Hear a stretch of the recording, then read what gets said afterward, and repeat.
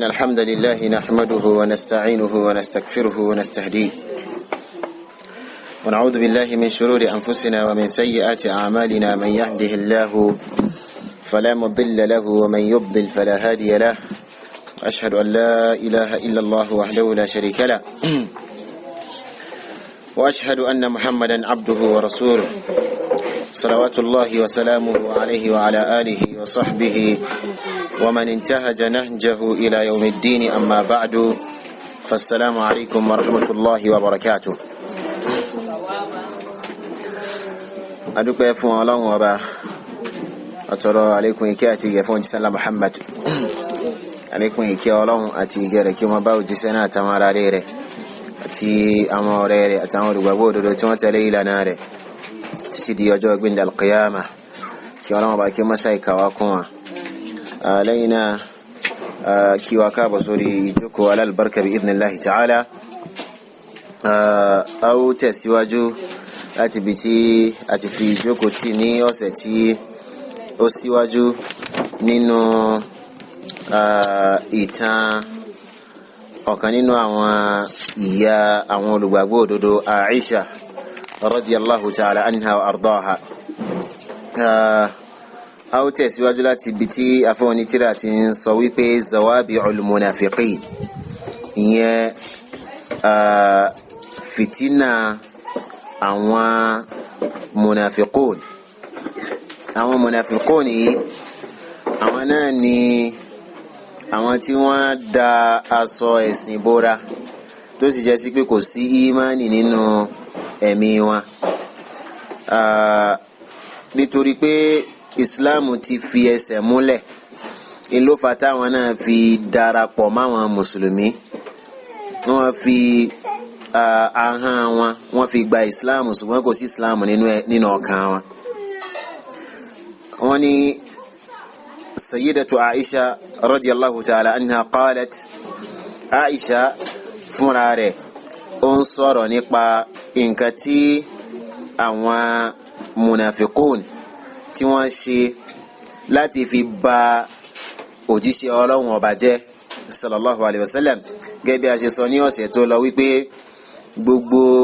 àbùkù tí ó bá ta bá ìyàwó ọkọ náà ò ní bọ́ nínú rẹ̀, gẹ́gẹ́ bí ó ti jẹ́ sí pé àbùkù tó bá ta bọ́kọ ìyàwó ò lè bọ́ nínú ẹ̀. bó tilẹ̀ jẹ́ sí pé ọkọ ló ṣe nǹkan àbùkù yẹn, ṣùgbọ́n tí wọ́n bá sọ lọ tí wọ́n bá sọ bọ̀, ọkọ ta ni wọ́n pè, ọkọ ẹni yẹn ni wọ́n pè. torí náà àbùkù yẹn ó ta bọ́kọ gẹ́gẹ́ bí àbùkù yẹn ó ṣe ta báyàwó tábùkù bá sí nǹkan àbùkù bá ṣẹlẹ̀ sí ọkọ. torí pé àwọn munafiqun yìí wọn ò gba ìsìláàmù gbọ́, ìkórìíra ìsìláàmù sì wà nínú ẹ̀mí wọn, tòun ti pé àwọn náà ń pera wọn ní mùsùlùmí. eléyìí ló fà tí wọ́n fi tan àwọn ọ̀rọ̀ tí wọ́n tàn ká nípa Aisha, àwọn ọ̀rọ̀ tí ò da tí wọ́n tàn ká nípa Aisha láti fi ba ilé òjíṣẹ́ Ọlọ́run ọba jẹ́. wọ́n ní qalat sayyida kana rasulullahi sallallahu alaihi wasallam idha arada safaran aqra'a bayna nisa'ihi. olójíṣẹ́ Ọlọ́run sallallahu alaihi wasallam tí ó bá fẹ́ lọ ìrìn àjò kan a máa ṣe ohun tí wọ́n pè ní alqur'a láàrin àwọn ìyàwó rẹ̀. yani alqur'a òun ni bí kí atakókò nǹkan lápèjúwe kátakókò àwọn bíi tákàdá kan ká kọ safar sínú ẹyọ kan péré, torí èèyàn kan náà ni ó lọ ìrìn àjò náà nínú àwọn obìnrin yẹn. gbogbo wọn ni wọ́n lẹ́tọ̀ọ́ kí wọ́n tẹ̀lé lọ ìrìn àjò, ṣùgbọ́n èèyàn kan ni ó lọ. báwo la ṣe dìtámì ẹni tí ó lọ? bóyá bí ká ta kókó pépà ká kọ safar sínú ẹyọ kan péré kí a fi yòókù lẹ̀ blank, àbí ká sì kọ al-mukuf, ìyẹn ni pé wíwà nílé sínú ẹyọ márùn yòókù àbẹ́yọ mẹ́wàá yòókù, kọ́níkálùkù wa mú ẹyọ kọ̀ọ̀kan. Aisha ní òun mú ó bọ́ sí ẹ̀sà wípé òun lòun ó tẹ̀lé òjíṣẹ́ Ọlọ́run ọba lọ sí ìrìn àjò yẹn lẹ́yìn ìgbà tí wọ́n ṣe Qur'an yẹn. ó ní fa ayyatuhunna kharaja sahmuha kharajat ma'ahu. gbogbo ẹnikẹ́ni tí Qur'an yẹn bá bọ́lé lórí tó jẹ́ sí pé òun ni ó fi hàn wípé yóò lọ ìrìn àjò òun náà lòjíṣẹ́ Ọlọ́run bá máa mú lọ ìrìn àjò. falamma kanat ghazwatu Banil Mustaliq, òun lásìkò ogun Banil Mustaliq, kharaja sahmi alayhinna, ó lè mi ní láàrin àwọn ìyàwó rẹ̀, èmi ni mo mú ìrìn àjò pẹ̀lú òjíṣẹ́ Ọlọ́run ọba. fartahaltu ma'ahu, ó ní mo wá lọ ìrìn àjò náà pẹ̀lú ẹ̀. qalat wa kanat an-nisa idh dhaka ya'kulna al-'alaq lam yuhayyidna al-lahma fayathqulna, ó ní àwọn obìnrin lásìkò náà wípé àwọn oúnjẹ tó fúyẹ́ ni wọ́n ń jẹ, wọn ò tí kò sí ọ̀pọ̀lọpọ̀ obìnrin, kò sí ẹni tó sanra nínú wa. wa kuntu idha ruhila ba'iri jalastu fi hawdaji, ó ní lórí ìrìn àjò yẹn tí ó ní gẹ́gẹ́ tí wọ́n ń pè ní hawdaj, tí wọ́n bá ń rìnrìn àjò pẹ̀lú obìnrin, hawdaj yẹn bí ilé ni tí wọ́n máa ń kọ́, wọ́n wá gbé sí orí ràkúnmí. inú ilé yẹn lóbìnrin ó jókòó, wọ́n wá gbé ilé yẹn sórí ràkúnmí, wọ́n wá dè mọ́ ràkúnmí lára. so tí gbogbo yẹn bá wà nínú oòrùn, obìnrin òun wà lábẹ́ ààbò ilé tí wọ́n kọ́ fún tó wà lórí ràkúnmí, òní wọ́n ń pè ní hawdaj. Aisha ní tí a bá sọ níbì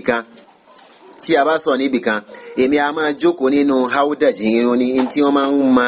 sórí, tí wọ́n máa ń gbé sórí ràkúnmí yẹn. wọ́n ní òun máa ń jókòó sínú hawdaj yẹn ni. thumma ya'ti al-qawm fayahmiluni, tá bá ti fẹ́ máa lọ,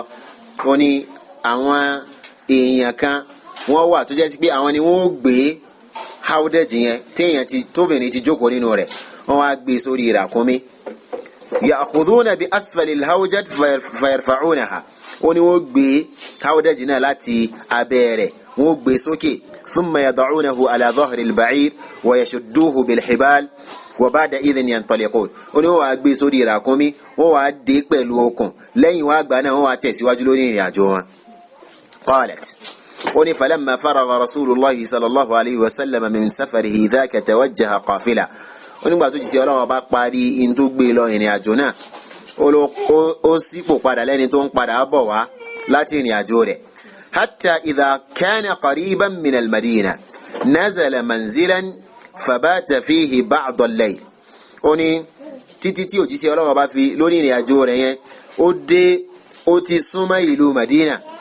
ó ní ó wá sọ̀ sí ààyè kan, ó wá lo àsìkò kan nínú alẹ́ láàyè tí ó sọ̀ sí yẹn. thumma adhana mu'adhdhinun fi an-nasi bir-rahil, lẹ́yìn wá àgbà tí wọ́n ti sinmi lọ́wọ́ alẹ́ yẹn,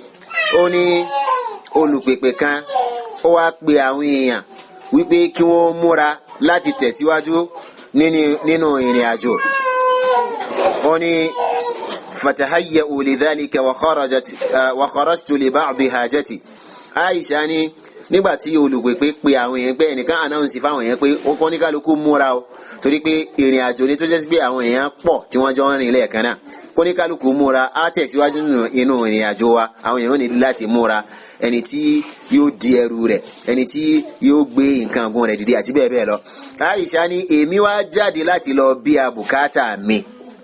lásìkò yẹn. ó ní wa fi unuqi iqdun li, ó ní chain sì wà lọ́rùn mi. ó ní falamma faraqtu insalla min unuqi wala adri, ó ní chain tó wà lọ́rùn mi yẹn ó bọ́ kúrò lọ́rùn mi, ṣùgbọ́n mi ò fura. wa raja'tu ila ar-rahli faltamastu iqdi falam ajidhu, ó nígbà tí mo padà sí ààyè tí a sọ̀ sí yẹn, ó ní mo wá fi ọwọ́ kan ọrùn mi ò wá rí chain níbẹ̀. wa qad akhadha an-nasu fi ar-rahil, ó láwọn èèyàn sì ti bẹ̀rẹ̀ sí múra àti máa rìn. ó ní fa'udtu ila makani alladhi dhahabtu ilayhi faltamastuhu hatta wajadtuhu, ó ní mo wá padà lọ síbi tí mo ti lọ bí àbùkátà mi yẹn, mo wá rí chain mi níbẹ̀. wa ja'a al-qawmu alladhina kanu yurahiluna li al-ba'ir wa qad kanu faraghu min i'dadihi, ó ní àwọn èèyàn tí jẹ́ sí káwọn ni wọ́n mójútó nǹkan ọ̀gùn mi, wọ́n wá lẹ́yìn ìgbà tí wọ́n ti ṣe ètò nǹkan ọ̀gùn mi tán. fa akhadhu al-hawdaja wa hum yadhunnuna anni fihi kama kuntu asna, báwọn ṣe gbé empty ilé nìyẹn. torí pé èmi máa ń jókòó sínú ẹ̀ ni wọ́n á gbé mi pọ̀ mọ́ sórí ràkúnmí àwọn rò pé mo wà nínú ẹ̀ wọ́n á gbé empty ìní túmọ̀ muqaddimah tí Àìṣà kọ́kọ́ ṣe sọ wájú pé òun ò sanra dépò pé wọ́n fi fura pé n táwọn gbé kò sí nǹkan kan nínú rẹ̀ kì í sì ṣe èèyàn kan àbẹ́yẹ méjì ní ń gbé tí wọ́n fi fura wípé n táwọn gbé kò sí nǹkan kan nínú rẹ̀ ó ní wọ́n gbé yazunnuna anni qad jalastu anni fihi kama kuntu asna gẹ́gẹ́ bí mi ṣe máa ń jókòó nù rẹ̀ wọ́n rò pé mo ti wà nù ẹ̀ àwọn bá gbé òfìfo haudaji yẹn wọ́n gbé sórí ràkúnmí ó ní fahtamaluhu fashadduhu ala al-ba'ir wọ́n dé gẹ́gẹ́ bí wọ́n ṣe máa ń dé má ràkúnmí náà walam yashukku anni fihi ó ní wọn ò ṣe èméjì pé bóyá mo wà nínú ẹ̀ àbí mi ò sí nínú ẹ̀ yẹn pé ó dá wọn lójú pé inú ẹ̀ ni mo wà thumma akhazu bi ra'si al-ba'ir wa intalaqu lẹ́yìn náà ni wọ́n fa okùn ràkúnmí náà wọ́n bá bẹ̀rẹ̀ sí fà lọ. wa raja'tu ila al-ma'askar wa ma fihi da'in wala mujib ó nígbà tí mi wá padà wá sí ààyè ibi tá a sọ sí yẹn ó ní mo wá rí i pé kò sí ẹnì kankan tí tó lè pè kò sẹ́nì kankan tí tó jẹ́ sí pé tẹ́yìn bá sì pè tí ò dá yín lóhùn kò sólù pèpè kankan níbẹ̀ mọ́ kò sí sẹ́nì kankan tí ẹ lè pè tó lè dáhùn mọ́ ìyẹn ni pé ńgbà tí mo débẹ̀ mi ò bẹ́ẹ̀ nì kankan mọ́ laqad intalaqa an-nas gbogbo èèyàn ti lọ ó kù Àìṣà nìkan nínú Sahara ó ní qalat fatalaffaftu bi jalbabi thumma dajja'tu fi makani ó ní bẹ́ẹ̀ ni mo fi jalbabi mi mo fi gbogbo ara mi ó ní mo wá fi ẹ̀gbẹ́ lélẹ̀ láàyè mi wa araftu anni law iftuqidtu la raja'a an-nasu ilayya fa wallahi inni lamudja'a ó ní mo sì mọ̀ wípé tí wọ́n bá ti gbogbo àsìkò tí wọ́n bá fura wípé kò sẹ́nì kankan nínú in táwọn gbé sórí ràkúnmí àwọn èèyàn ó padà wá láti wá ṣe kíni láti wá wá mi ó ní fa wallahi inni lamudja'a idh marra bi Safwan ibn al-Mu'attal as-Sulami ó ní lórí ibùsùn yẹn náà ni mo wà lẹ́ni tó fẹ́ gbé lílẹ̀ tí mo fi jilbabu mi bu ara ó ní bẹ́ẹ̀ ni Safwan ló wá kọjá wa kana qad takhallafa li ba'di hajatihi ó ní in tó fà tí Safwan fi wà lẹ́yìn Safwan òun náà ń bẹ nínú ìrìn àjò yẹn ṣùgbọ́n òun bọ̀ lẹ́yìn ni wọ́n ní ó dúró nítorí bùkátà rẹ̀ kan in ló fà tó òun fi wà lẹ́yìn táwọn yòókù fi wà níwájú ó ní bẹ́ẹ̀ ni Safwan wá ó nígbà tó wá ó ní falam yabit ma'a an-nas ipe òun kò sùn ààyè yẹn pẹ̀lú àwọn èèyàn torí pé òun bẹ lẹ́yìn wọn ó ní fara'a sawadi fa aqbala hatta waqafa alayhi ó ní Safwan ó rí dúdú mi ìyẹn ni pé dúdú tí mo dàbò ara Safwan rí nǹkan dúdú kan lọ́ọ̀kan ó ní ó wá súnmọ́ mi títí tó fi wá dúró lórí mi wa qad kana yarani qabla an yudraba alayhi al-hijab ó ní Safwan ó dá mi mà nítorí wípé a máa rí mi síwájú kí wọ́n tó ṣe hijabu lọ́ranyàn ìyẹn ni pé lẹ́yìn ìgbà tí wọ́n ṣe hijabu lọ́ranyàn kò ṣe kíni kò rí mi má ṣùgbọ́n ó dá mi mà nítorí pé a máa rí mi tẹ́lẹ̀ ó ní falamma ra'ani ó nígbà tí Safwan yìí rí mi qala inna lillahi wa inna ilayhi raji'un ó ní nǹkan tí Safwan wí nìyẹn dha'inata rasulillah sallallahu alayhi wa sallam pé ìyàwó òjíṣẹ́ Ọlọ́run wa ana mutalaffifatun fi thiyabi ó lè mi sì wà lẹ́ni tí mo fi aṣọ mi tí mo fi yí gbogbo ara ó ní ma khallafaki yarhamukillah kí ló fà tí wọ́n nìkan fi sẹ́kù lẹ́yìn kí Ọlọ́run bá kó kẹ́ ọ qalat Aisha ni fama kallamtuhu Aisha ni kódà gan mi ò dá lóhùn mi ò fọ́ èsì thumma qarraba ilayya al-ba'ir lẹ́yìn náà ó wá sọ lórí ràkúnmí rẹ̀ ó wá sún ràkúnmí rẹ̀ mọ́ mi faqala irkabi wasta'khara anni ó wá sọ fún mi wípé kí n gun ràkúnmí náà ó wá jìnnà sí mi yàgbé tí yẹn bá fẹ́ gun ràkúnmí wọ́n sọ ràkúnmí náà kalẹ̀ ni ó dìgbà tí yẹn bá gun tán kó tó ṣe kíni kó tó dìde ó nígbà tó sọ ràkúnmí náà kalẹ̀ tó sún ràkúnmí náà mọ́ mi ó wá sọ fún mi kí n gun ràkúnmí náà ó wá ṣe kíni ó wá jìnnà sí mi ó ní ìyẹn ni pé kó fi fún un ní àǹfààní àti ṣe kíni àti gun ràkúnmí náà qalat Aisha tẹ̀síwájú sọ wípé faraqibtu wa akhadha bi ra'si al-ba'ir muntaliqan yatlubu an-nas ó nígbà tí lẹ́yìn ìgbà tí mi gun ràkúnmí náà tán ó ní Safwan ó wá mú ra's orí ràkúnmí náà ìyẹn ni pé ó wá fa okùn ràkúnmí náà muntaliqan yatlubu nas lẹ́ni tí ń lọ ń wá àwọn èèyàn yòókù tí wọ́n ti rìn síwájú fa wallahi ma adrakna an-nasa wa maftuqittu hatta asbahtu wa nazalu ó ní àwa ó ní mo fi Ọlọ́run ọba búra ní orí ìrìn tá a rìn yẹn a ò rí àwọn èèyàn ìyẹn ni pé a ò dé ọ̀dọ̀ wọn bákan náà àwọn èèyàn tí wọ́n fara kúnmí tó yẹ kémi wà lórí ẹ̀ yẹn wọn ò fura pé mi ò sí nínú ẹ̀ títí tílẹ̀ fi mọ́ táwọn náà sì tó ti sọ̀ láàyè kan ó ní falamma tuma'annu tala ar-rajulu yaqudu bi al-ba'ir ó ní ilẹ̀ ti mọ́ wọ́n ti sọ̀ níbì kan ilẹ̀ sì ti mọ́ ó nígbà tí wọ́n fara balẹ̀ tán tóníkálùkù ti jí tílẹ̀ sì ti mọ́ ó ní nǹkan tí wọ́n kàn rí náà ni wípé arákùnrin kan fara kúnmí kan bọ̀ obìnrin kan sì wà lórí ràkúnmí náà ó ní faqala ahlul ifk ma qalu ó nígbà tí àwọn èèyàn rí ìyẹn àwọn òpùrọ́ wọ́n wá wí àwọn nǹkan tí wọ́n wí wartajjal askar ọ̀rọ̀ náà mi àwọn ọmọ ogun tí wọ́n wà lórí ìrìn àjò yẹn ó ní wa wallahi ma a'lamu bi shay'in min dhalik Aisha ni mo fọ́ Ọlọ́run bá búra èmi ò sẹ́ mọ̀ nǹkan kan táwọn èèyàn ń sọ nípa mi ìyẹn ni pé nígbà tí wọ́n ti rí Safwan tó ń fa Aisha bọ̀ wọ́n sọ wípé wọ́n ti pláàni rẹ̀ ni ó máa dúró de ni nǹkan kan ti ṣẹlẹ̀ láàrin wọn ìyàwó Ànábì Muhammad sallallahu alayhi wa sallam tí wọ́n bẹ̀rẹ̀ sí táwọn munafiqun tí wọ́n bẹ̀rẹ̀ sí gbà láàrin ara wọn nìyẹn wọ́n bẹ̀rẹ̀ sí tàn ká thumma qadimna al-Madina sẹ́mi pé lè ṣẹlẹ̀ lórí ìrìn àjò ni wọ́n padà lọ sí Madina Aisha ní lẹ́yìn náà la awọ ìlú Madina falam albath an ishtakaytu shakwa shadida ó ní kò pẹ́ sí ìgbà tá a dé látòrí ìrìn àjò yẹn tí Aisha bẹ̀rẹ̀ sí ṣe àárẹ̀ ó láàárẹ̀ náà ní agbára walaysa yablughuni min dhalika shay ó ní tòun ti bẹ́ẹ̀ ó ní mi ò gbọ́ ìròyìn yẹn ó ń tàn káàkiri ìlú Madina àwọn èèyàn sì ń wí ṣùgbọ́n mi ò ẹni múlọ́kì pé kẹ́nìkankan sọ kí n gbọ́. وقد انتهى الحديث إلى رسول الله صلى الله عليه وسلم وأبويه ipe ọ̀rọ̀ náà ti dọ́dọ̀ òjíṣẹ́ Ọlọ́run sallallahu alayhi wa sallam ọ̀rọ̀ náà ti dọ́dọ̀ àwọn òbí mi méjèèjì وهم لا يذكرون لي منه كثيرا ولا قليلا olójíṣẹ́ Ọlọ́run ò sọ nǹkan kan fún mi nípa rẹ̀ àwọn òbí mi méjèèjì àwọn náà ò sọ nǹkan kan fún mi nípa rẹ̀ إلا أني قد أنكرت من رسول الله صلى الله عليه وسلم بعض لطفه بي fi shakwaya hadhihi ó ní ṣùgbọ́n nǹkan tẹ́mi kan fura náà ni wípé mo rí pé òjíṣẹ́ Ọlọ́run ọba àánú tó máa fi ń hàn mí lásìkò tára mi ò bá yá ní ti bára mi ò ṣe yá yìí mo fura wípé mi ò ríru àánú tó máa fi ń hàn mí tẹ́lẹ̀ kó tó dìsín mo fura síbẹ̀ ó ní fa ankartu dhalika minhu mo wá kọ ìhùwàsí òjíṣẹ́ Ọlọ́run yẹn sí mi كان إذا دخل علي وإندي أمي تمرضني قال أولو تجي الله بابا ولي تومي تي ماما من بلدو مي تي أنسيا موجتومي أني رسول الله يوا سويبي كيف تيكم بولا راينسي ولا يزيد على ذلك وني كوسيني في نكاكاكم أو أنك تيوكا وينانو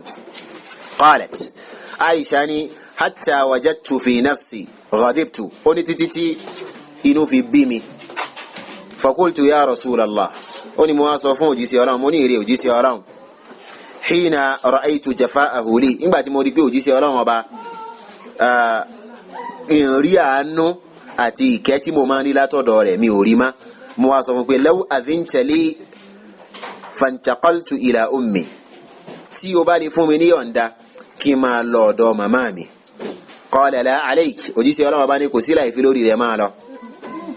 qalat Aisha ni فانقلبت إلى أمي ولا علم لي بشيء مما كان ó ní mo padà lọ sọ́dọ̀ màmá mi ó ní tòun ti bẹ́ẹ̀ mi ò mọ nǹkan kan táwọn èèyàn ń sọ nípa mi حتى نقهت من وجعي بعد 27 ليلة ó ní títí tí ara mi fi yá látàrí àárẹ̀ tí mò ń ṣe yẹn lẹ́yìn nǹkan bíi 20-something days wa kunna qawman araba ó láwa sì jẹ́ àwọn èèyàn kan tó jẹ́ sí pé lárúbáwá ni wọ́n la nattakhidhu fi buyutina al-kanaf allati tattakhidhuha al-aajim ó ní àwọn ò kí ń kọ́ tọ́ílẹ̀tì sínú ilé àwọn Lárúbáwá wọ́n kórìíra kí wọ́n kọ́ tọ́ílẹ̀tì sínú ilé wọn lásìkò yẹn ó ní nu'afiha wa nakrahuha ó ní a kórìíra ṣíṣe bẹ́ẹ̀ àwa sì máa kọ́ bẹ́ẹ̀ innama kunna nakhruju fi fusahil madina ó ní táwọn bá fẹ́ bí abùkátà àwọn a máa lọ sí àwọn àwọn ààyè tí ó fẹ̀ nílùú Madina lẹ́yìn ìlú ó ní wa kanat an-nisa yakhrujna kulla laylatin fi hawaijihin ó ní ṣùgbọ́n àwọn obìnrin alẹ́ làwọn máa ń jáde nígbà tó kùnkùn bá ti kùn ó làwọn obìnrin máa ń lọ sí ẹ̀yìn ìlú láti lọ bí abùkátà wọn ó ní fakharajtu laylatan li ba'di hajati ó ní lálẹ́ ọjọ́ kan òun jáde láti lọ bí abùkátà wọn wa ma'i ummu Mistah olóbìnrin kan bẹ tí wọ́n pè ní ummu Mistah fa wallahi innaha la tamshi ma'i idh asarat fi murtiha ó ní èmi àti arábìnrin yìí làjọ ń lọ tóbìnrin yìí tí jilbaabu rẹ̀ hijabu rẹ̀ fi kọ́ lẹ́sẹ̀ nígbà tí hijabu rẹ̀ kọ́ lẹ́sẹ̀ qalat ó wá sọ wípé ta'isa Mistah ẹ̀wọ̀n bí kéèyàn sọ pé subhanallah ìtóbìnrin yìí wí ń tiẹ̀ ó sẹ́bi ilé ọmọ rẹ̀ ni ó ní halaka Mistah ó ní ọmọ wọn ní obìnrin yìí òun náà ni ummu Mistah lóògọ́ rẹ̀ àbí ó wá ní halaka Mistah yani ta'isa ipe Mistah yẹn ó ti halaka faqultu bi'sa la'amrullahi ma qulti li rajulin min al-muhajirin shahida badra mo sọ pé èsì irú ọ̀rọ̀ tí ó dáa ó lè yí tó ń sọ nípa arákùnrin kan tó jẹ́ sí pé òun náà ń bẹ nínú àwọn tí wọ́n ṣe hijira ìsì ń bẹ nínú àwọn tí wọ́n jagun Badr. qala awa ma balaghaki wọ́n ní arábìnrin náà wá sọ wípé awa ma balaghaki al-khabar ya binta Abi Bakr wípé ṣé ìròyìn ò tí ì dé báwọn ní ìrẹ́ ọmọ Abubakar qultu wa ma al-khabar mo wá bi léèrè pé kí ni ìròyìn náà fa akhbaratni billadhi kana min ahli al-ifk Aisha ní arábìnrin yìí ló wá sọ in tí ó ṣẹlẹ̀ nípa àwọn ahlul ifki fún mi àwọn tí wọ́n dá àdápa irọ́ mọ́ mi yẹn qultu awa qad kana hadha ó lè mi tí wọ́n bí obìnrin náà léèrè pé sí tòótọ́ ni tó ń sọ fún mi yìí ti ṣẹlẹ̀ ni qalat na'am olórí arábìnrin náà sọ pé bẹ́ẹ̀ ni wallahi laqad kan ike mo fi Ọlọ́run ọba búra in tí mo sọ fún ọ yìí bẹ́ẹ̀ ló ṣe rí gbogbo ìlú Madina ni wọ́n ti ń wí in tí mo sọ yìí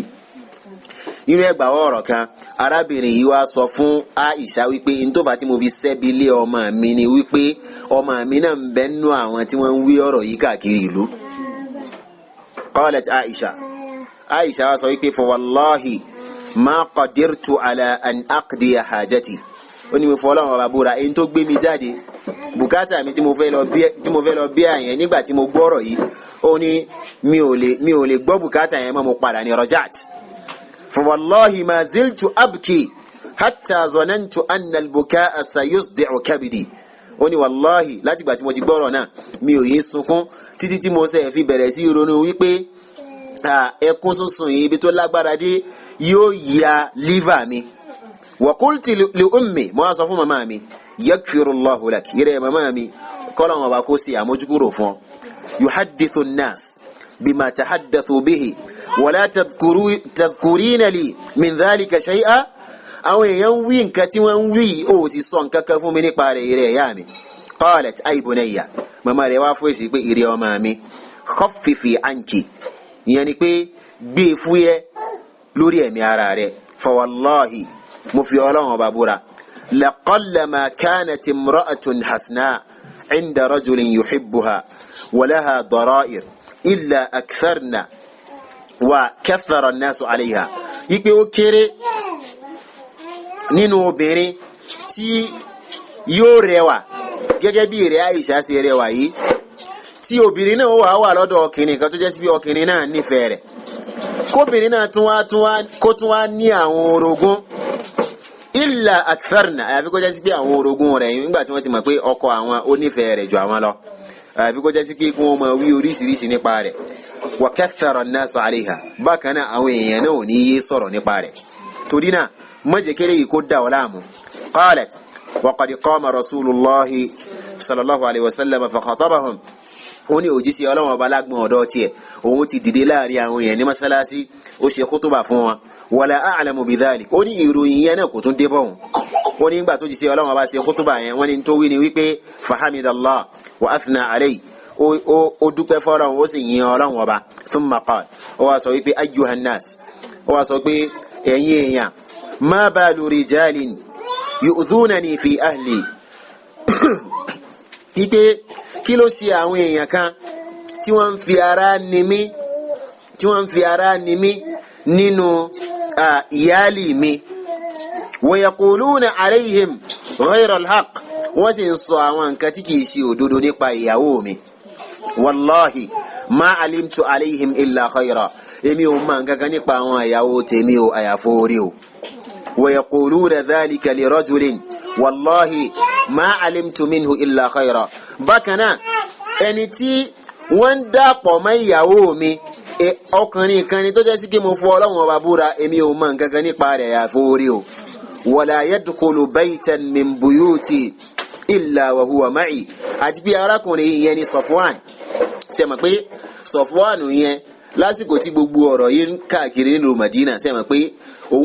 òun ti di òkú yóò kàn máa nìní kò ní sẹ́ ẹ̀mí ó ti kú lára rẹ̀ torí pé kí wọ́n máa kẹ́fín pé ìyàwó ànábì Ọlọ́run agun mi bẹ̀rẹ̀ wá sọ pé Safwan yìí ìntẹ́mi máa ń pa rẹ̀ ìmọ̀ nǹkankan ju orí lọ Safwan yìí kò wọlé mi rí àyàfi kó jẹ́ sí pé èmi ni mo mú wọlé mi àti ẹni ìyẹn ni pé kò wọlé mi rí lẹ́yìn mi dépò pé màá máa ro nǹkan tí ò dá sí qalat wọ́n ní Aisha sọ wípé wa kana kibru dhalika inda Abdullah ibn Ubay fi رجال من الخزرج مع الذي قال مصطح وحمنة بنت جحش oni ẹni tí ó ṣe onígbọ̀wọ́ fìtínà yìí òun náà ni olórí àwọn munafiqun tí orúkọ rẹ̀ ń jẹ́ Abdullah ibn Ubay òun sì jẹ́ èèyàn kan láti inú ìran Khazraj àti nǹkan tí Mistah ọmọ arábìnrin tí màmá rẹ̀ ń ṣẹ́bílẹ̀ yẹn tó àti arábìnrin kan tí wọ́n pè ní Hamnatu bintu Jahsh wa dhalika anna ukhtaha Zainab bintu Jahsh Hamna yìí òun tiẹ̀ òun ó ru ẹrù ẹlẹ́rù ní wàá fa tiẹ̀ lọ́wọ́ Hamna yìí ọmọ àyà rẹ̀ òun ni Zainab bintu Jahsh òun lẹni tó máa ń ṣe àlùfáàrí wípé gbogbo yín àwọn bàbá yín ni wọ́n so igi yín Ọlọ́run ló so igi tèmi láti sánmà méje látòkè sánmà méje ọmọ àyà rẹ̀ ni Hamna yìí òun wá jowú fún ọmọ àyà rẹ̀ jọ ọmọ àyà rẹ̀ tó wà nílé orogún lọ nítorí pé Aisha àti Zainab wọ́n á máa jọ fi igagbága àwọn ni wọ́n máa jọ ṣe competition lọ́dọ̀ òjíṣẹ́ ńlá Muhammad sallallahu alayhi wa sallam nítorí náà Hamna yìí wá wò pé opportunity ni kóun fi ba orúkọ ẹni tí ipò rẹ̀ tó ju ipò tàǹtí òun lọ nílé ọkọ kóun fi ba lórúkọ jẹ́ وذلك أن أختها زينب بنت جحش كانت عند رسول الله صلى الله عليه وسلم oni into fana ni wípé ọmọ aya rẹ̀ torúkọ rẹ̀ ńjẹ́ Zainab ọmọ Jahsh in belodo ti si Ọlọ́run ọba sallam gẹ́gẹ́ bí ìyàwó walam takun imra'atun min nisa'ihi tunasibuni fil manzilati indahu ghayraha Aisha ni kò sí nínú àwọn ìyàwó ti si Ọlọ́run ọba obìnrin kan tó jẹ́ sí pé ó máa ń fi gagbaga pẹ̀lú rẹ̀ lọ́dọ̀ ti si Ọlọ́run ọba bí Zainab fa amma Zainab fa asamaha Allah ẹni tó wà ní tó jẹ́ orogún pẹ̀lú Aisha gan Aisha ní Zainab yìí pé Ọlọ́run ọba sọ fa asamaha Allahu bidiniha kí Ọlọ́run ọba fi sọ ẹ̀sìn rẹ̀ falam taqul illa khayra tó ti gbogbo fìtínà yìí ti ṣẹlẹ̀ yìí kò sọ pé opportunity ti dé tí máa fi condemn rẹ̀ ó ní Zainab wí nǹkan kan nípa mi àforí wa amma Hamna ó ní ṣùgbọ́n ẹ̀rọ máa yá rẹ̀ fa asha'at min dhalika ma asha'at tadurruni bi ukhtiha ó ní àmọ́mọ́ ayá rẹ̀ òun bẹ̀rẹ̀ sí tan ọ̀rọ̀ náà ká nítorí kó lè nímí la nítorí ọmọ ayá rẹ̀ falamma qala rasulullahi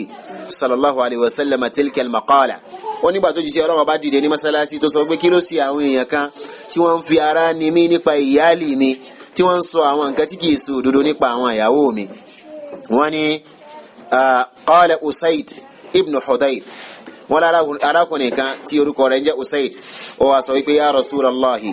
ó ní èrè òjíṣẹ́ Ọlọ́run ọba in yakunu min al-Aws nukfikahum tí àwọn tí wọ́n ń wí tí ò dá nípa àwọn ìyáàlì rẹ̀ yìí tó bá jẹ́ sí pé láti inú ọ̀ràn tiwa ni wọ́n wà àwọn ò bọ̀ sí ogun wọn ìyẹn ni pé àwọn ò mójútó wọn nítorí pé nínú ọ̀ràn wa ni ká fi wọ́n lẹ̀ wa in yakunu min ikhwani al-Khazraj ṣùgbọ́n tó bá jẹ́ sí pé nínú àwọn ìran kejì ní Khazraj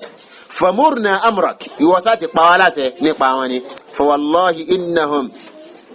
innahum la ahlun an tudraba anaqahum mo fọ Ọlọ́run bá búra àwọn tí wọ́n wí tí ò yẹ nípa àwọn ìyàwó rẹ̀ wọ̀nyí wọ́n lẹ́tọ̀ọ́ kí a gé orí wọn dànù. faqama Sa'd ibn Ubada sáàsì máa pé nílùú Madina àwọn ẹ̀yà méjì kan bẹ kabila méjì kan bẹ tó jẹ́ sí pé lásìkò jahiliya àwọn Yahudi gan máa dẹ wọn síra wọn àwọn náà ni al-Aws àti Khazraj ìjà tí ń bẹ láàrin wọn wọ́n jogún rẹ̀ ní látọ̀dọ̀ àwọn bàbá wọn débi pé ńgbà míì tí wọ́n bá jókòó tí àwọn Khazraj àti Aws tí jókòó bá pa wọ́n pọ̀ tí wọ́n bá ń tàtàkùrọ̀sọ tí ẹnìkan bá ṣèṣì mẹ́nu bà ogun kan tó ti ṣẹlẹ̀ rí nínú ìtàn wípé ní ogun tó ṣẹlẹ̀ lọ́dún báyìí àwọn bàbá wa wọ́n fún wa nírò pé àwọn pa àwọn ìran yín wọ́n pa iye báyìí nínú yín látàrí pé àwọn èèyàn tí wọ́n jókòó tí wọ́n ń tàtàkùrọ̀sọ o láti bẹ̀ yẹn tí wọ́n bá rántí ogun kan tó ti ṣẹlẹ̀ rí nínú ìtàn ni o wọ́n sọ pé ọ̀yá ẹ máa lọ ilé ẹ lọ pé àwọn èèyàn tí àwa náà lọ pé àwọn èèyàn tí wá wáyé jẹ́ ká lọ pàdé níbi báyìí wọ́n tún lọ jagun míì wọ́n á máa ṣe bẹ́ẹ̀ lásìkò jahiliya ṣùgbọ́n nígbà tí ẹ̀sìn Islam dé ẹ̀sìn Islam sọ wọ́n di ọmọ àyà ara wọn ẹ̀sìn Islam pa gbogbo àwọn ìròrí jahiliya tó wà lára wọn yẹn rẹ́ Tayyib nígbà tí arákùnrin yìí òun wà nínú house ó sọ pé tó bá jẹ́ pé nínú wa lẹni tó ṣe nǹkan yìí fún ìrì òjíṣẹ́ Ọlọ́run ọba bá wà àwọn ó ṣe ògùn rẹ̀ ṣùgbọ́n tó bá jẹ́ pé nínú àwọn Khazraj ní pa wá láṣẹ tó bá sá ti pa wá láṣẹ á wá wọn á sì gé orí wọn dànù wọ́n ní bẹ́ẹ̀ ni ẹnìkan dìde láti inú Khazraj wọ́n ní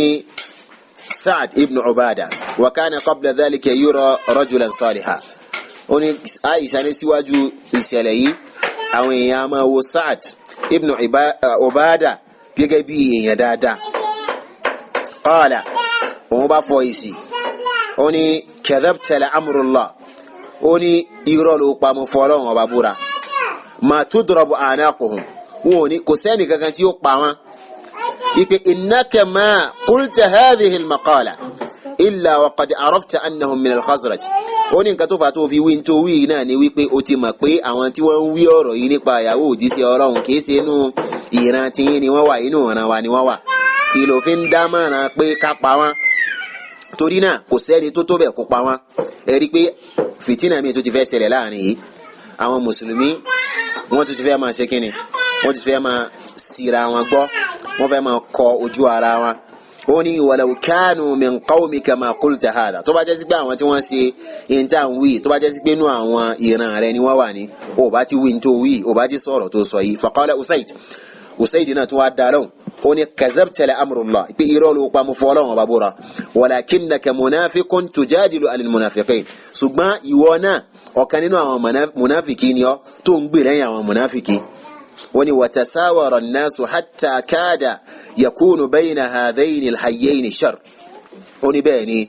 àwọn èèyàn ìkùnsínú bẹ̀rẹ̀ sí wà láàrin àwọn èèyàn títí tó fi jẹ́ sí pé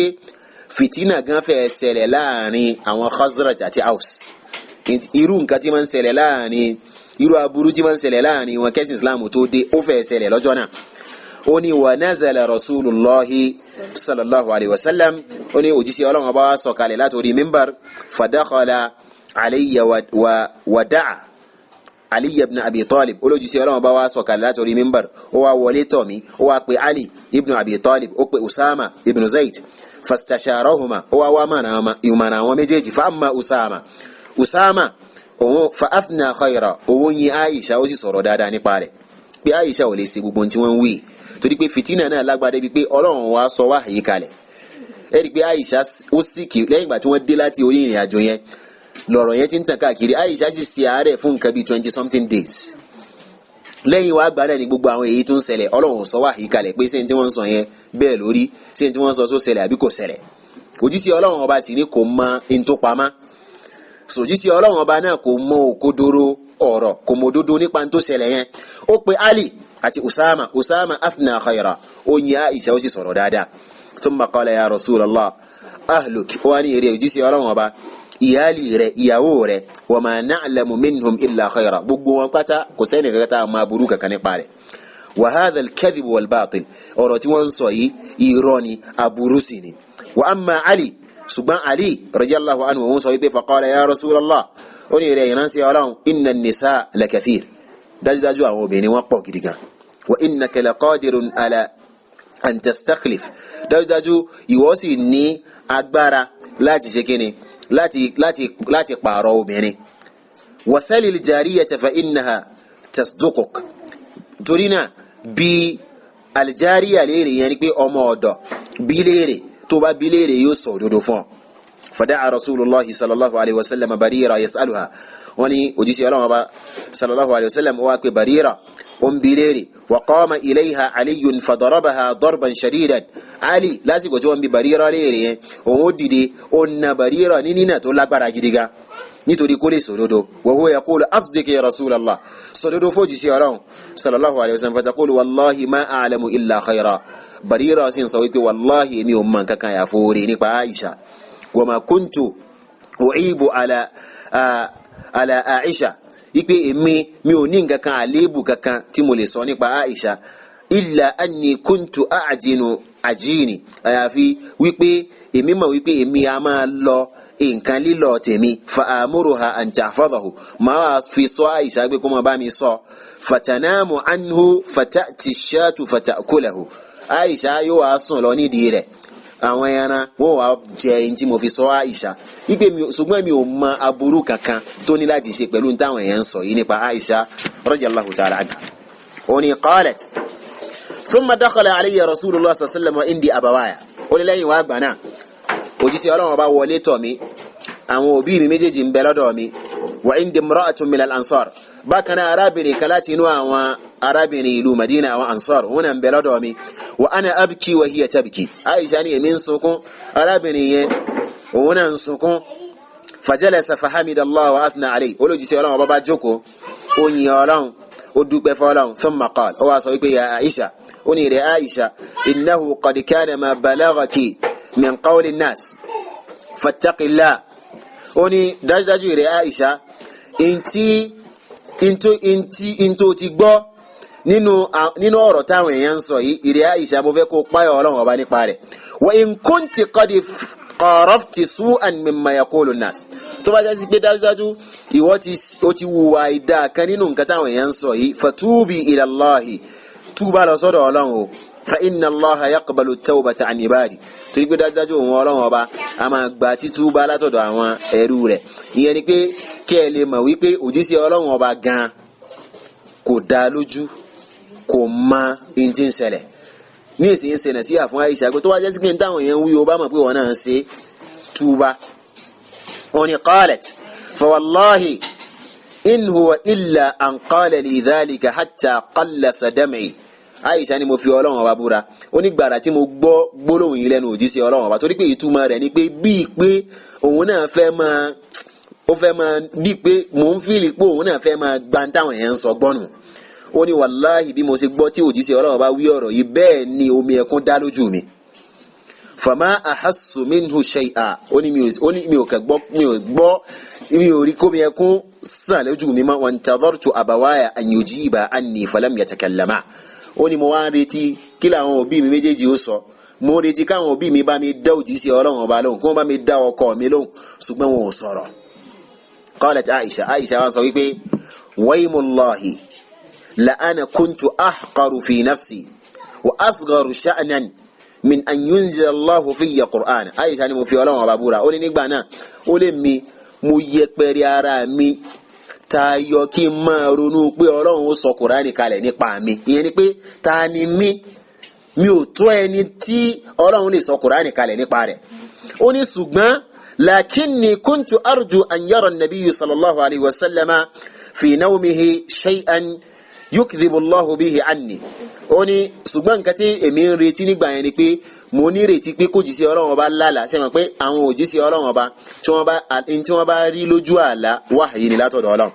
ó ní nǹkan tí èmi kàn expect ni pé ó ṣe é ṣe bóyá kó jíṣẹ́ Ọlọ́run ọba lálàá torí pé ó dá Àìṣà lójú pé tí wọ́n ń sọ yẹn òun ò ṣe kíni òun ò ṣe ó ní òun ń retí pé òjíṣẹ́ Ọlọ́run ọba bóyá yóò lálàá nínú àlá yẹn Ọlọ́run ọba ó fi hàn wípé táwọn èèyàn ń sọ nípa Àìṣà irọ́ ni wọ́n ní lamma ya'lam min bara'ati amma qur'anan yunzalu fiyya fa wallahi la nafsi kanat ahqaru indi min dhalik títí tó jíṣẹ́ Ọlọ́run bó fi mọ̀ wípé èmi mo bọ́pá bọ́sẹ̀ kúrò níbi aburú tí wọ́n ń sọ nípa mi ó ní ṣùgbọ́n mi ò ever ronú wípé Ọlọ́run bó sọ Kùránì kalẹ̀ táwọn èèyàn máa kà wípé lórí Àìṣà la fi sọ àwọn àyà yìí kalẹ̀ pé torí pé òun yẹpẹrẹ ara òun òpin òun tó kọ́ lọ́n sọ Kùránì kalẹ̀ nípa òun. qalat ó ní falamma lam ara abawaya yatakallaman ó nígbà tí mo retí káwọn òbí mi bá mi dá lóhùn táwọn méjèèjì ò sọ̀rọ̀ qultu lahuma ó lè mi wá sọ fáwọn òbí mi méjèèjì wípé ala tujibani rasulallahi sallallahu alayhi wa sallam sẹ́yìn méjèèjì ẹ̀ ní dá òjíṣẹ́ Ọlọ́run ọba lóhùn ni faqala àwọn méjì wá dáhùn wípé wallahi la nadri bima nujibuhu wallahi a ò mọ nǹkan tá ò fi fún òjíṣẹ́ Ọlọ́run ọba lésì qalat Aisha wá dáhùn wípé wallahi ma a'lamu ahla baytin dakhala alayhim ma dakhala ala ali abi bakrin fi tilka al-ayyam ó ní wallahi òun ò mọ àwọn ará ilé kan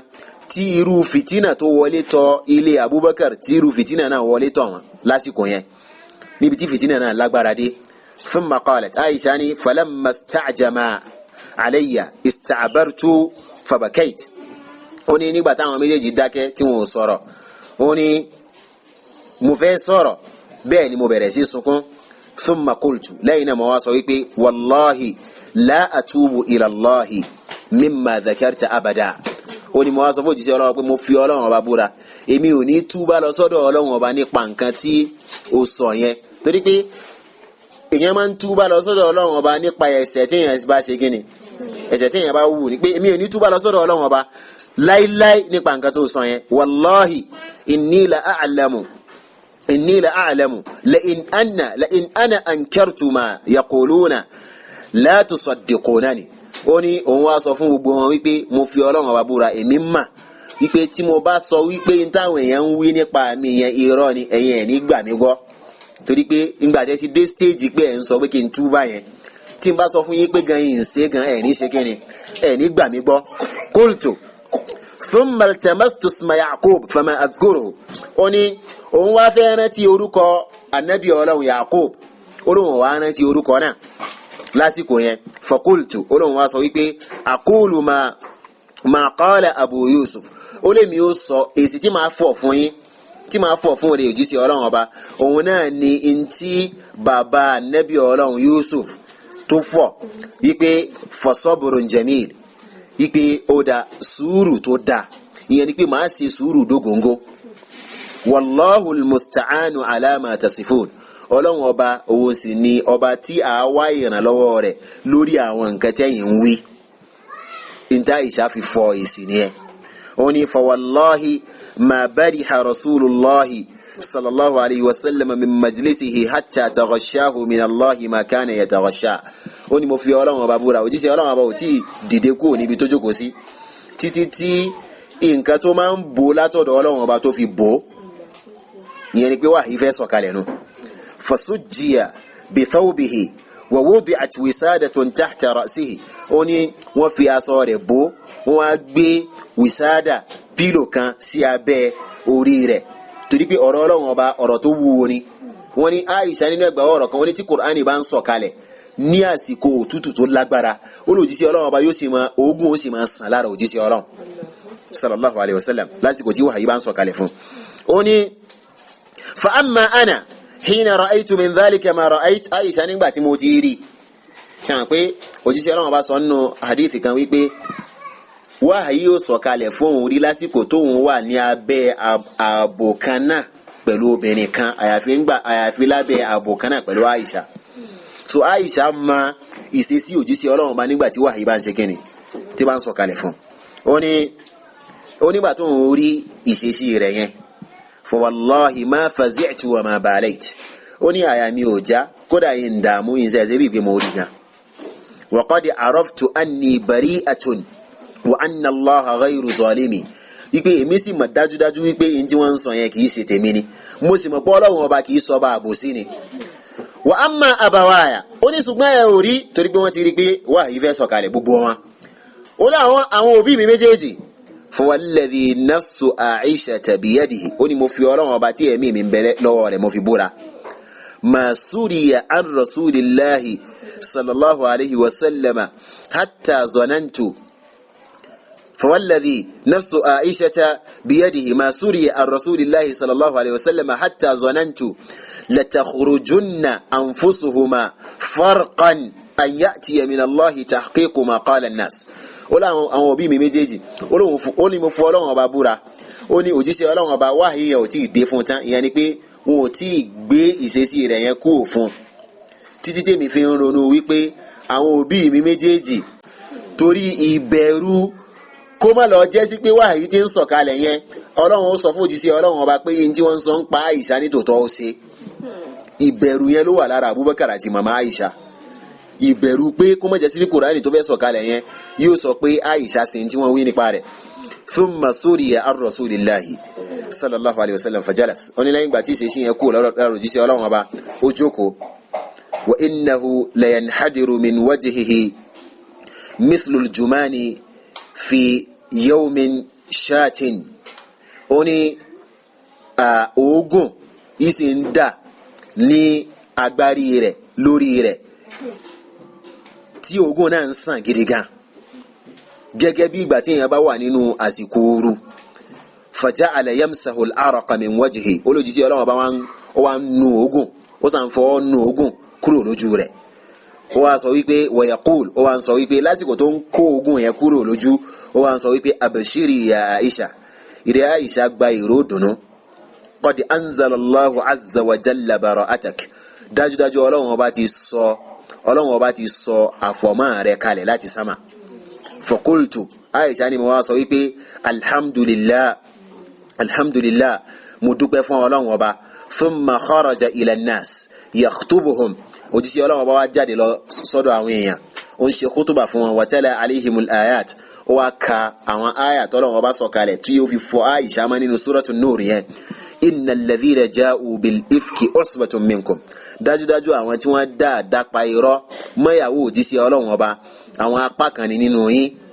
la tahsabuhu sharran lakum ẹ má ka ìyẹn kún aburú fún ẹ̀yin olùgbàgbọ́ òdodo bal huwa khairul lakum Ọlọ́run ọba ní rárá oore gan ni Ọlọ́run ọba fi ṣe fún yín likulli imri'in minhum maktasaba min al-ithm fún gbogbo àwọn tí wọ́n ń tan ọ̀rọ̀ irọ́ yẹn ká èyí tí wọ́n fọwọ́ ara wọn ṣe níṣẹ́ẹ̀ṣẹ̀ والذي تولى كبره منهم له عذاب عظيم àti pé ẹni tí ó ṣe onígbọ̀wọ́ irọ́ náà ẹni tó hun irọ́ náà ìyẹn Abdullahi ibn Ubay ibn Salul Ọlọ́run ọba ní lahu adhabun azim dájúdájú ẹni tọ̀hún ó ní ìyà tí ó ṣe kíni ìyà tí ó tóbi inú ẹgbàwọ́ ọ̀rọ̀ mi tí Aisha tí wọ́n gbà látọ̀dọ̀ Aisha nígbà tí Aisha ń sọ̀rọ̀ yìí ó ní màmá òun àti bàbá òun wá sọ wípé ṣé ò ní dìde lọ bójì sí Ọlọ́run ọba kó dúpẹ́ fún ni Aisha ni mo sọ pé wàláhì ní dúpẹ́ fún Ọlọ́run ọba tó sọ bọ̀rọ̀ àmì kalẹ̀ lèmi dúpẹ́ fún ìdúpẹ́ fẹ́ nìkankan ó ní wal gharib àfọ́ onítìrà ní nǹkan àyàlẹ́ni wípé annal hadda uqima ala man thabatat alayhim tuhmatal qazf eléyìí ni ìgbà tí ṣẹlẹ̀ Aisha yìí sọ̀kalẹ̀ tó ṣẹlẹ̀ òun Ọlọ́run ọba sọ ìdájọ́ in tí wọ́n pè ní qazf Ọlọ́run ọba sọ̀kalẹ̀ qazf yìí òun ni kí èèyàn fi zina ròyìn ẹlòmíì torí pé zina nínú ṣẹ̀ríà ẹ̀rí mẹ́rin la máa fi zina nílẹ̀ èèyàn mẹ́rẹ̀ẹ̀rin wọ́n sì gbọ́dọ̀ rí ni wọ́n gbọ́dọ̀ fún wọn ní ròyìn téèyàn mẹ́ta bá rí téèyàn kẹrin dé tí wọ́n ní kó wá testify tó sọ pé lóòótọ́ nígbà tí wọ́n pè mí tí wọ́n kọ́ọ̀lù mi hold up mi lọ́nà kí n tó dé èmi kàn rí tí àwọn méjèèjì ń jáde láti inú yàrá ni àwọn mẹ́rẹ̀ẹ̀rin á nà wọ́n lẹ́gba torí pé ṣahada àwọn ò tí ì pé á nà wọ́n lẹ́gba wípé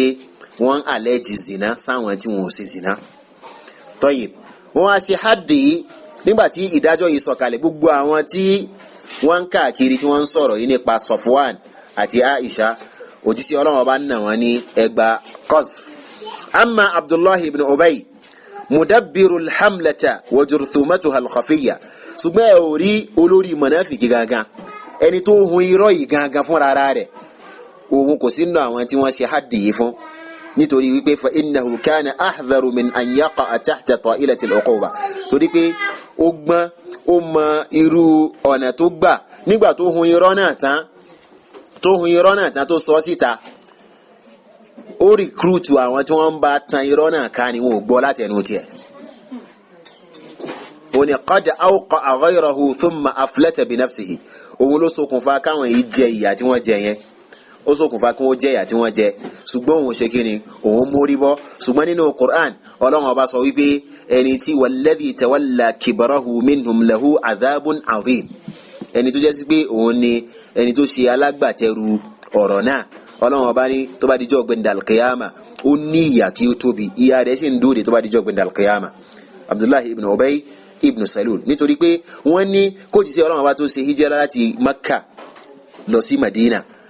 àwọn Aus àti Khazraj wọ́n ti fi ẹnu kò lórí pé àwọn ò fi Abdullahi ibn Ubay ibn Salul yìí àwọn ò fi jọba wọ́n wà lórí pé wọ́n ń ṣètò àsìkò tí wọ́n fi jọba yìí ìlòjíṣẹ́ Ọlọ́run ọba ṣe hijira láti Makka wá sí Madina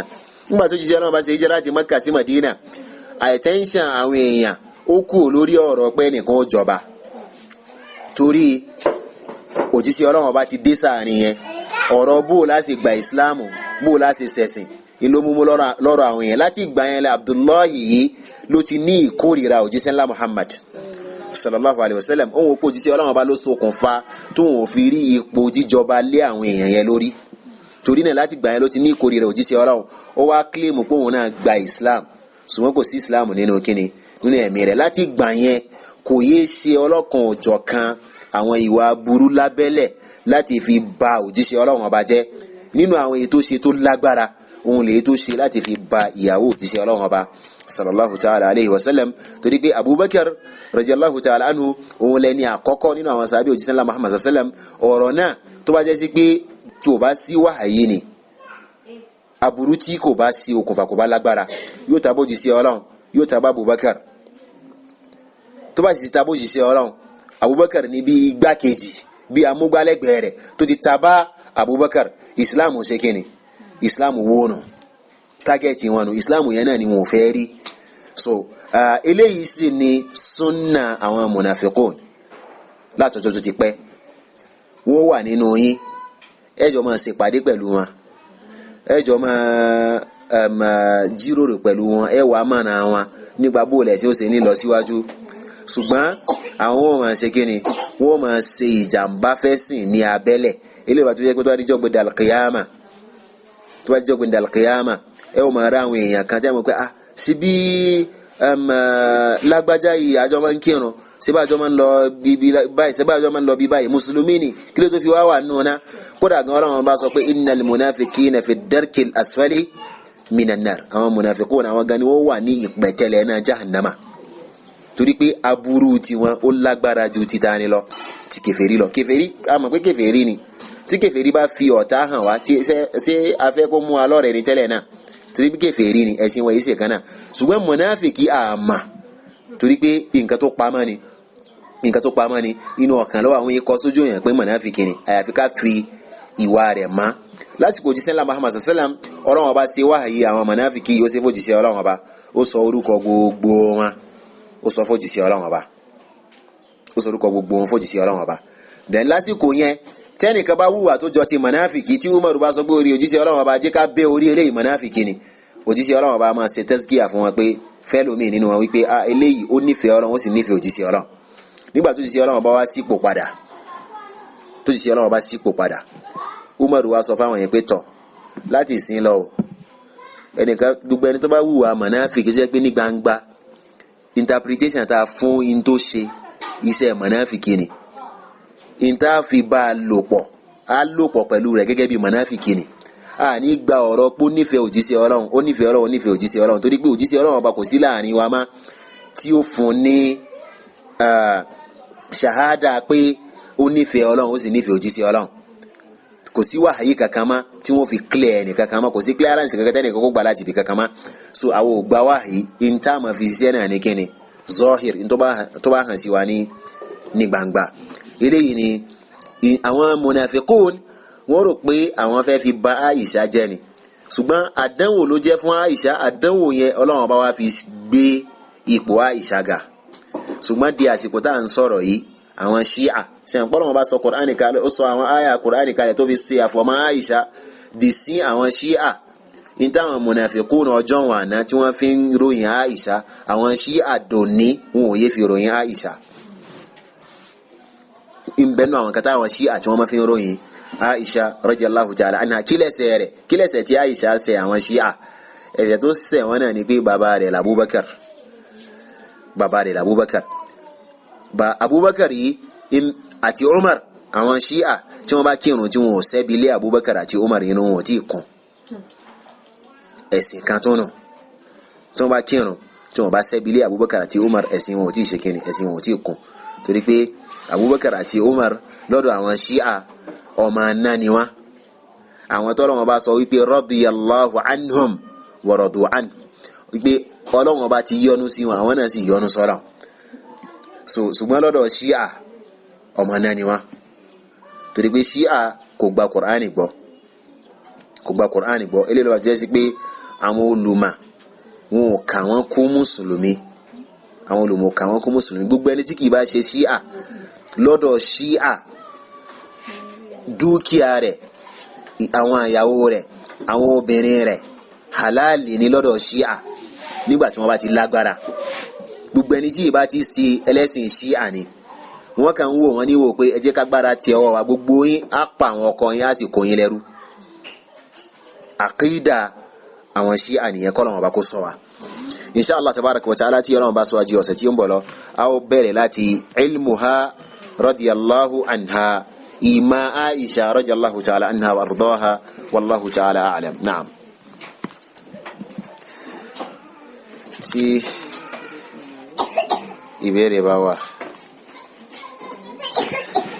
ìpè àkíyèsí tàbí àfikún